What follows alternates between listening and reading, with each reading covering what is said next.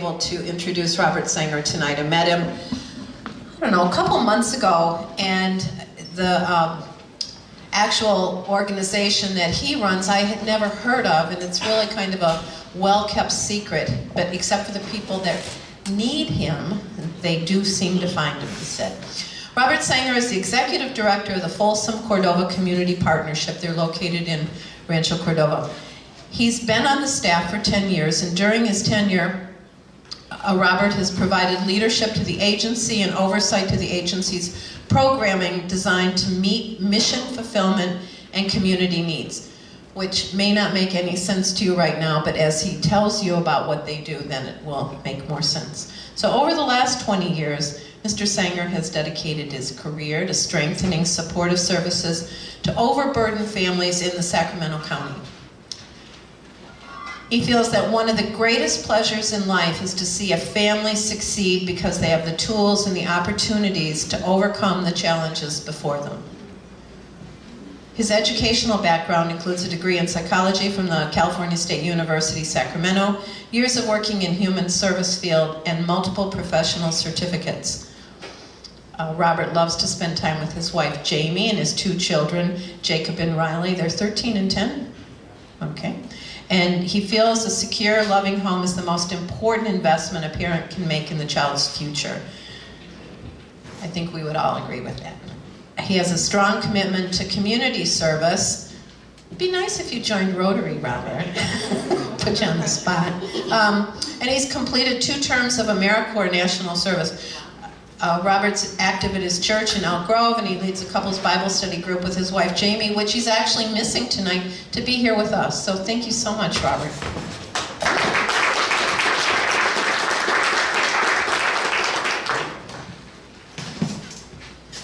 Okay, so I have to ask, do I need the microphone? Yes. Okay. Yes. I will use the microphone then. I try not to if I don't have to, because Have you seen all the 39-year-olds in the room? okay. Well, thank you for having me here today. I met Ann a few months ago, and I was telling her a little bit about our organization, and she graciously invited me to come talk to your group about our organization. As I shared earlier with her, we are a pretty well-kept secret. We're trying to change that, to share more about what we do in the community. But I will share with you, and you'll see by some of the impacts that we had in 2015, that the families that are needing the services that we provide in the community do find us. And that's a good thing, and we want to continue to do that. Our mission is to enhance the education, health, and well-being of children, youth, and adults of our community. And we, as an organization, envision a unified, self-sufficient community in which children, youth, and adults are achieving their greatest potential. And we design our programs and deliver services in the community with this end goal in mind. And you'll see as we start to look at some of the programs that we offer, how they all kind of intertwine to create the best opportunity for self-sufficiency within a family. So our services, what we offer community support, we offer youth programming, we offer effective parenting programs, we offer employment programs, and we offer home visitation. So our entire organization is designed to wrap around a family, the adults and children, to try to provide the best services that they need in order to become self-sufficient, get on their feet, set goals for themselves, so that they can reach their greatest potential.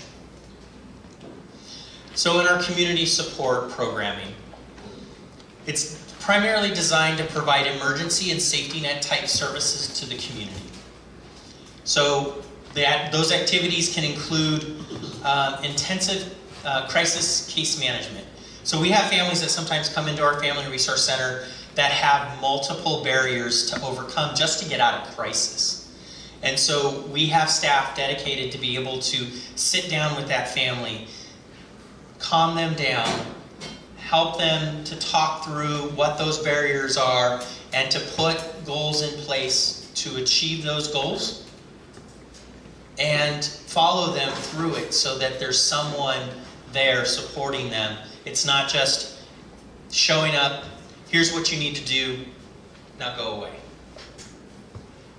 We have both emergency supplies of food as well as diapers for our organization. We provide a utility shutoff prevention, so we have families that come in that are at risk or have already had their utilities shut off, and we can provide support to get that utility turned back on to provide the safest environment for families and children. We have eviction prevention services as well as emergency shelter. There are families that sometimes come into our Family Resource Center that are either living in their car or they don't have a place to stay. And one of the first things that we want to do is we want to get them into shelter so that they have a safe place that they can sleep and they can take that barrier off their list and think about the next thing that they need to do. So that's our community support services. Then we have effective parenting. So that provides education and skill building activities to promote the optimal development of ultimate development in a family resource center environment. So we want to provide the families with the opportunity for the skills that they're going to need to put their best foot forward. So we have evidence-based parenting curriculum. We actually have 3 different curriculum that are all evidence-based, proven to be effective in reducing child abuse and neglect, and all have kind of different goals. We have Make Parenting a Pleasure. That's kind of a basic parenting education, goes in, provides some basic skills for a family and parents, and really kind of helps them understand what they need to know about the development of their children. Then we have Dare to Be You. Dare to Be You is an actual parent-to-child direct intervention. So there's one parent, one child that participates in the curriculum, and it's really about the parents' exploration of how they were raised and what they want to do differently to be the best parent for their child. And there's a lot of individual instruction, both on the parent's part as well as the child's part, and then a lot of one-on-one opportunities to build that strong relationship and bond between parent and child. Then we have the Nurturing Parenting Program. That is a group-based parenting class that reinforces some of the home visitation curriculum that we do in homes that I'll talk about in a minute. We also offer stress reduction groups. Those can be as simple as a Zumba class where parents can come in and release stress through dance. It sounds like a nightclub in our Family Resource Center sometimes. We walk down the hall and it's just blaring music, and I will tell you, those ladies are just enjoying themselves. And it's a moment for them to just cut loose, relax, knowing their children are being taken care of in a safe environment, and getting a break. We have fun family activities and large community events. We do a community baby shower.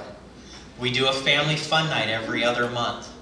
We provide large-scale events like school readiness and other events I'm going to talk about here later in my presentation.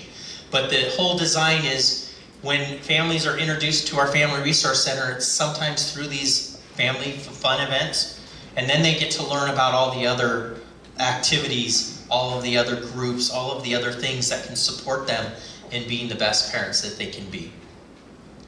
We also do parent leadership. We have a great parent leadership program at our Family Resource Center. So we want to engage parents to come in, to learn, but also to give back. And so there are, I would say at this point at our organization, probably about 10 parent leaders. They meet once a month, talk about the different types of support services that are still needed in our community and how they can help provide those. For example, we have one of our parent leaders that facilitates a parent-toddler group at our Family Resource Center. We have another one that has experience in fencing, and so she runs a children's program out of our Family Resource Center where kids get to come in and build their own fencing swords out of pool noodles. And then she turns around and teaches them the skills around the fencing, not just about hitting each other with the pool noodles, but foot position, strategy, those sorts of things. It's a really neat process to see.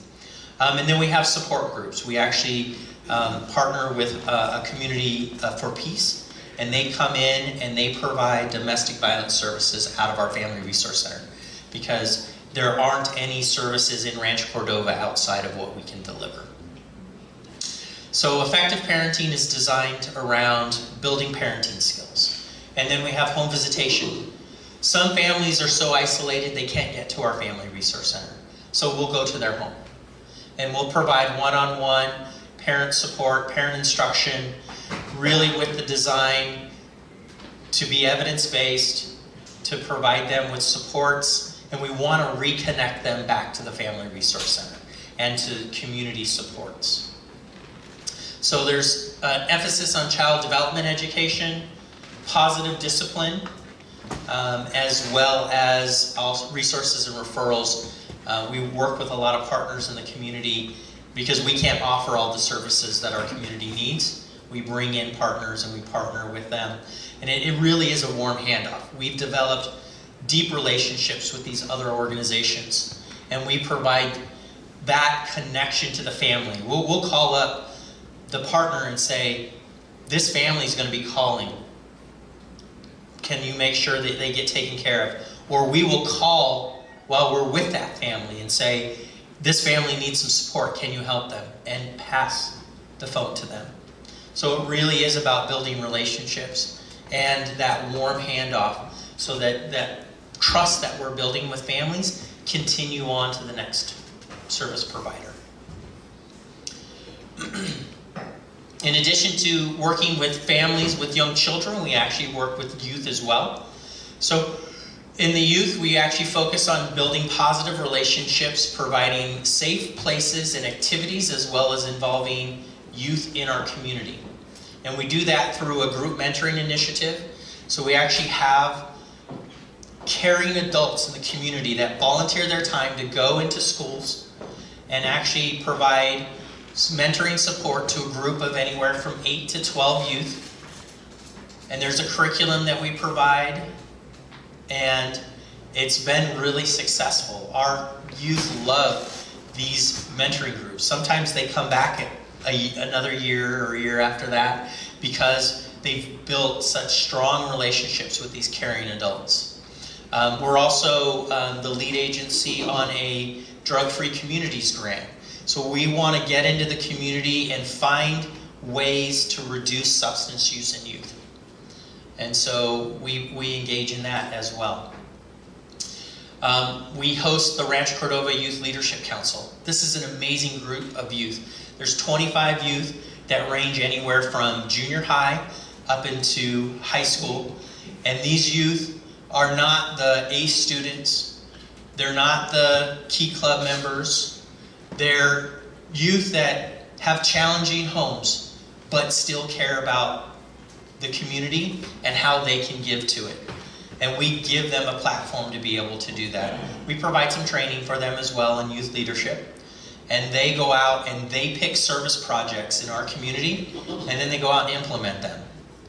It's an amazing opportunity for them to be able to give back to a community that sometimes views them as the problem and not the solution. And we want to change that. We want them to be the solution, not the problem. Growing together, we do some summertime activities that, research shows that youth get into most of their trouble either right after school or out of school during summertime. So we do a Growing Together group, and that goes for most of the summer. It is a great way for them to engage. There's a lot of nutrition and health education, a lot of fun activities, some child development, leadership. Our Youth Leadership Council is actually going to be running a tennis clinic at our Growing Together.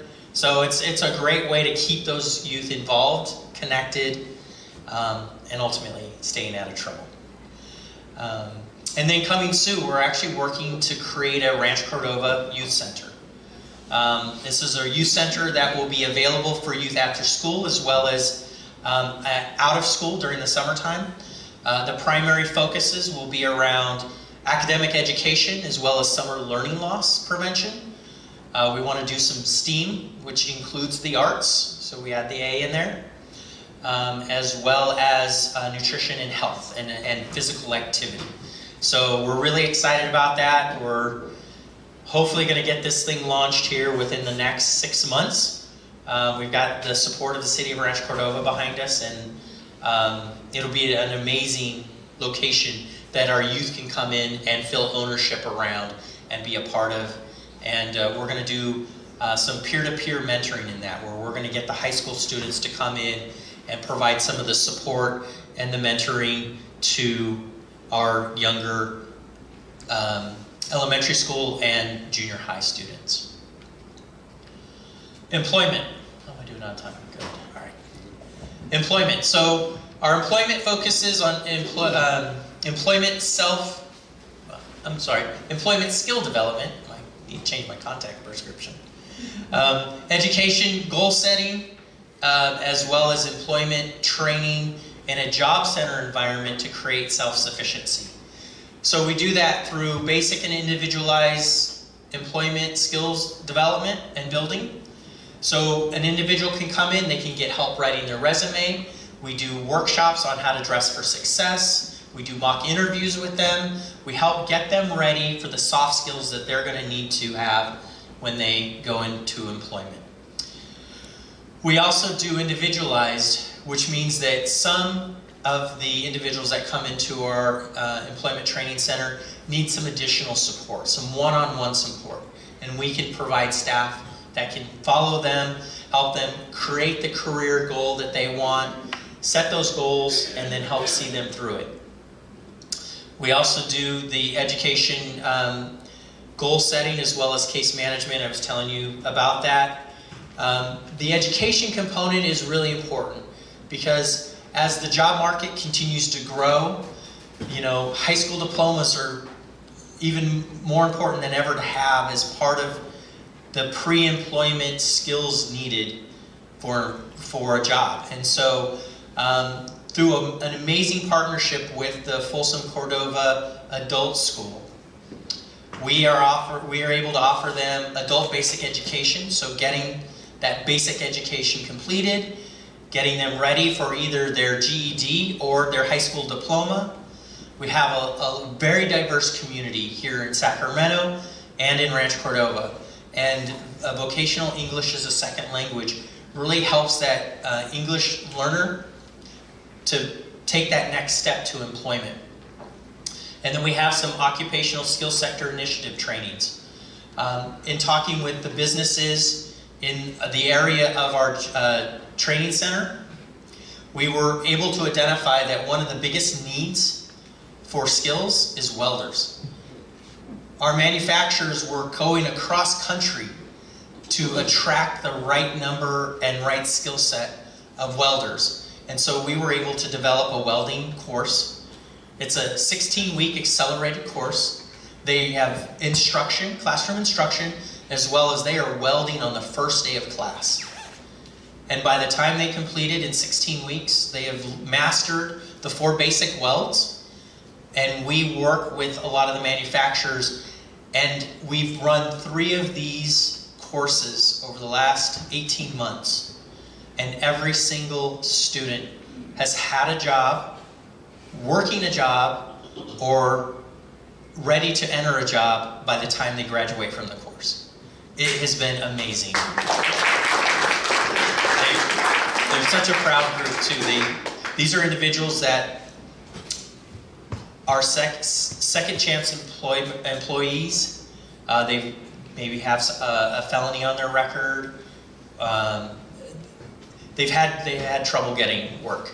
And the manufacturing industry is a second chance employer. So we're really blessed to have those partnerships and really give these individuals an opportunity not just to make a wage, but make a living wage that's going to provide for their family. And then we also, because of the nature of Rancho Cordova's call center need, especially with multiple languages, we were able to develop basically a computer basics class. So they learn about basic computer, call center, and then after they complete that course, they're ready to go into an administration or call center position. And we've had a lot of success with that as well. And then on the job training, we're able to work with employers to provide subsidized wages for the training period of a new employee's opportunity for employment. And then at the end of that, that new employee has had the opportunity to learn a new skill set in a new career. And the benefit to the employer is that training period, those wages are subsidized. So it really helps small businesses who are just on the verge of getting ready to hire someone new to get them to that next point, to get them, that person trained and ready, and make sure they're the right fit for that new position. Some of our community partners. That's just some. I could go slide after slide. But as you can see, we're very diverse in terms of who we engage to help support in delivering those services that I just spoke about into the community. Community events. So I mentioned the fact that we have quite a few community events. So volunteer income tax assistance. How many of you have actually heard of what VITA is? Anyone? Couple? Okay. So our Family Resource Center is one of the VITA sites here in Sacramento County, and it provides free tax preparation services to individuals who qualify for income. So what it does is, number one, it provides an opportunity for someone to come in and support a taxpayer with preparing their taxes. So it gets done. Second part is they're going to be able to help that taxpayer get the most refund that is coming back to them. Because they look at their earned income tax credit and what other types of credits are available to that taxpayer. And the third thing that it does is it provides them with the ability to do that and not have to pay hundreds of dollars to get it done. So for our site alone, this past tax season, between the federal and the state tax returns that the community members were able to get participating, was over $300,000 into the community. So that it's a big win for the taxpayers, but also the community, because that money is coming back into the community and being spent back in the community. We have community baby showers. We do this once a quarter, and it's designed to invite a family that's either in their last trimester or just recently given birth, and it's an opportunity for them to celebrate that new addition to their family. A lot of the families that we work with, they're isolated, they don't have a lot of family, and they don't get opportunities to celebrate this new addition. And so we bring them together and celebrate that with them. We do family fun nights every other month. Immunization night. Laws have just recently changed around immunizations and making sure that children are immunized before they start the new school year. So we wanted to educate the community about that, and we will continue to do that as the laws continue to change. We do a school readiness fair in, my goodness, my mind just blanked, August. And that's designed to, number one, let families know about, what they need to prepare for in their children's next school year. But we also provide backpacks with school supplies to families in need at that event. We do Kids Day in the Park, the International Festival in Rancho Cordova, 4th of July celebration. Those are huge events for us that we go in and we provide free activities for kids so that they can have a great time and enjoy the events. We do a Harvest Festival in October, and this is just a way to provide a safe opportunity for kids to celebrate Halloween. I know that I heard an announcement earlier, you guys do a one in Rancho Cordova, or in Fair Oaks, that's great. And we like to provide that for Rancho Cordova. We do an event called Partnership and Thanks. And that's where we feed about 600 people in one afternoon, the day before Thanksgiving. And our partners, the Marriott there in Rancho Cordova, they open up their ballroom for us. They bring out the linen tablecloths and the silverware and the china plates. And these are, we invite families that participate in our programs over the year to come sit down with us and enjoy a meal together. And we just break bread and are thankful for how our year has gone. And then our last event that I wanted to share with you is Christmas in Cordova. So this is an event that was created out of a couple of different toy drives and distribution events that were happening in Rancho Cordova. Last year, we provided gifts to 919 kids in Rancho Cordova. Some of our fundraising efforts, we are a United Way certified partner. So our organization goes through that rigor of demonstrating that we do what we say that we do, and the money that is in our organization that we raise for and we get grants for go back to the community. We do participate in the Big Day of Giving. Hopefully everyone has heard of the Big Day of Giving, especially after the big fiasco that happened this year. So we do participate in that. We do a wine tasting event in Rancho Cordova in March called Cork and Fork. So if you're ever interested and you enjoy wine, you can check that out. And then we do a beer event in October called Whole Lot of Brews. It's in the Palladio in Folsom. We have, this year we're looking at 100 vendors there, 100 tasting stations. So it's a pretty big event. If you enjoy beer, check it out. You won't be disappointed. Community impacts. I'm not going to go through all of them because I'm a little running short on time, but we served over 5,100 families this past year in 2015.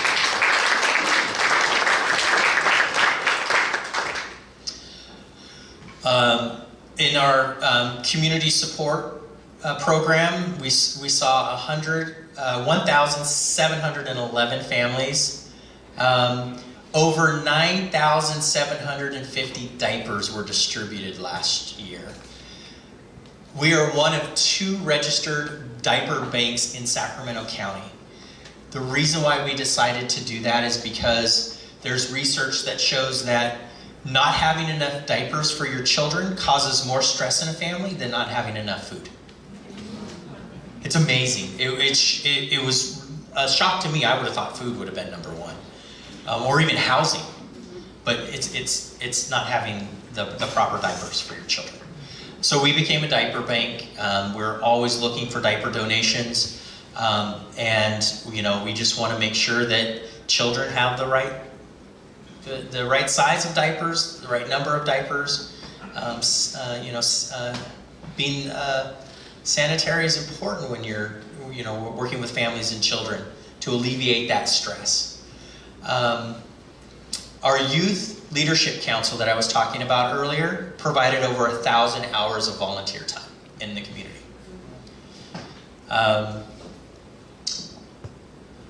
Let's see. So we had 101 community members secure employment for self-sufficient wages last year in our employment program, and 69 community members received employment-related training and were awarded certificates of completion.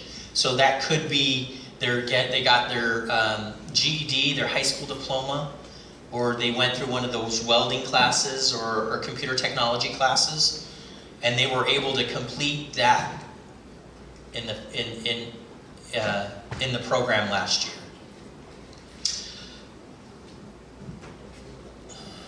Let's see what else. We provided 2,586 home visits to families in the community last year through our home visitation program.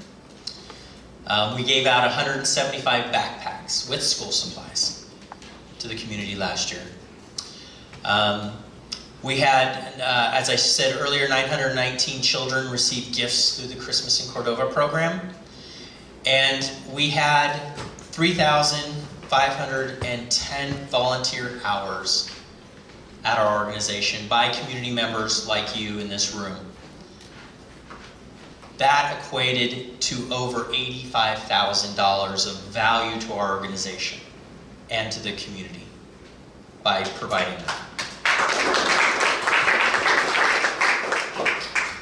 So, some ideas on how, if you're interested, you could partner with us.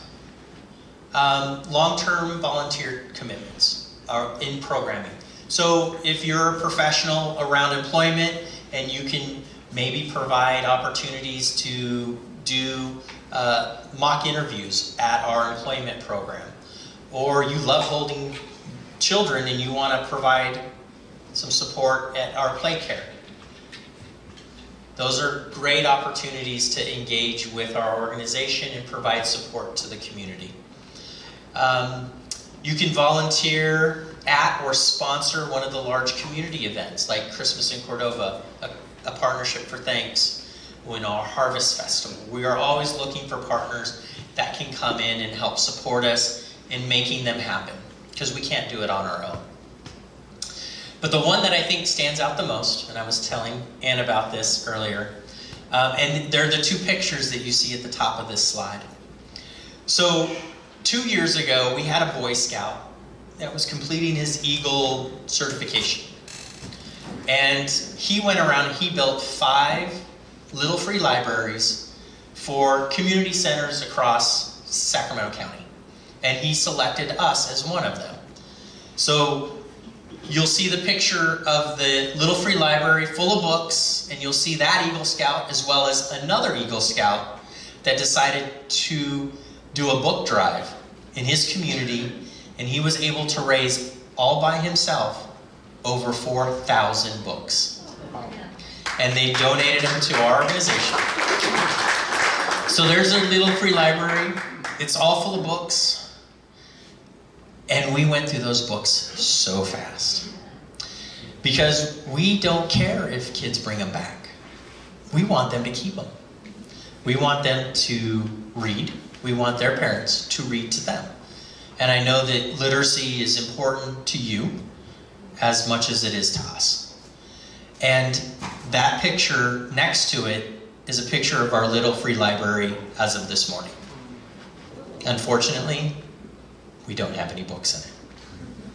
So we are looking for book sponsors, organizations, businesses that could, on a regular, ongoing basis, donate books so that we can fill the little free library and make sure that children have books when they come into our Family Resource Center.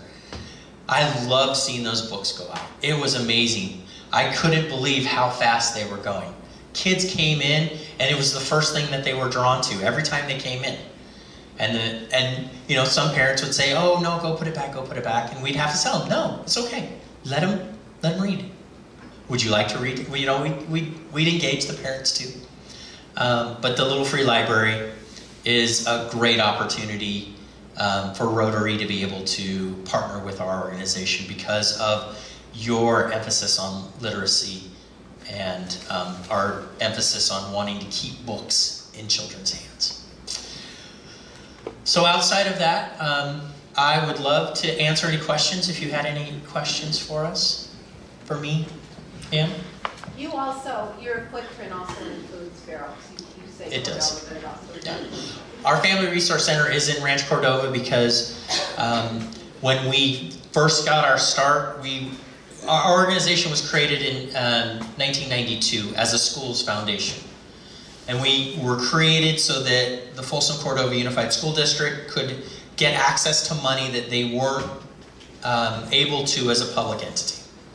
But over the years, our organization has changed. We've been more responsive to community needs. Back in 98, there were some really high-profile deaths of children because of abuse and neglect. and that's when the Birth and Beyond Family Resource Centers and Home Visitation Program was created. We are one of those sites, and that is why our Family Resource Center is located in Rancho Cordova. But our footprint extends all the way down the 50 corridor, all the way up the 50 corridor, over into Mather, over into Fair Oaks. So, you know, our footprint surrounds our Family Resource Center. Yes? So